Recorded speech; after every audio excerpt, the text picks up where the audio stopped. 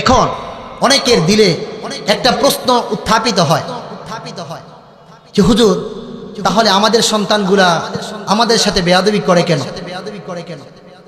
আমরা তো চাই বাবা হিসাবে আপ্রাণ চেষ্টা করি আমাদের সন্তানগুলো ভালো হয়ে বেড়ে ওঠুক, কিন্তু তারা যে বেয়াদবি করে, কথা শোনে না কেন? এর জন্য সর্বপ্রথম দায়ী হলাম আমরা। কারা? আমরা।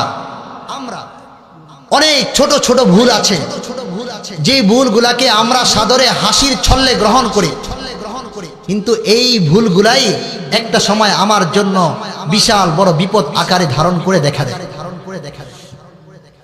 আমার চোখে পড়েছে, ছোট্ট অভিজ্ঞতা থেকে বলছি। ছোট ছোট কচি বাচ্চারা যখন কথা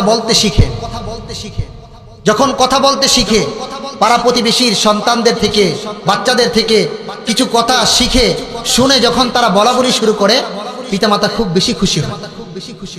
সাথে সাথে যখন এই পিতামাতার এই সন্তানগুলা যখন দাদাকে, নানাকে বা পাড়া প্রতিবেশীর অন্য ছেলেদেরকে যখন এরকম ভাবে বিচ্ছিরি বাচ্চায় কিছু গালিগালাজ করে, তখন কিছু মা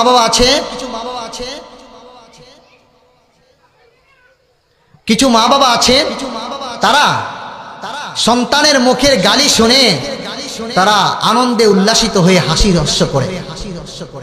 অনেক এমন হয়, বিদেশে স্বামীর কাছে ফোন দিয়ে বলে, ওগো শুনছনি, তোমার বাবা, তোমার ছেলে অমুককে এই গালিটা দিয়েছে, কথা শিখে ফেলেছে। এখন স্বামী স্ত্রী দুইজন, মা বাবা দুইজন এখন আনন্দে উল্লাসিত হয়ে যায়।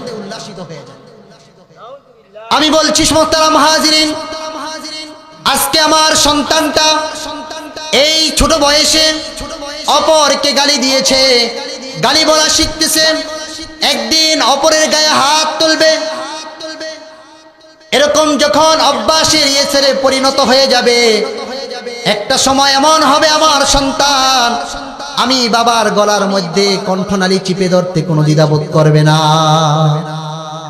এরকম হচ্ছে ভাই, পত্র পত্রিকা আপনারা দেখছেন, অনেক মাকে হত্যা করে ফেলছে, বাবার গায়ে হাত তুলে বাবাকে মারতে মারতে বেহুশ করে ফেলে দিচ্ছে।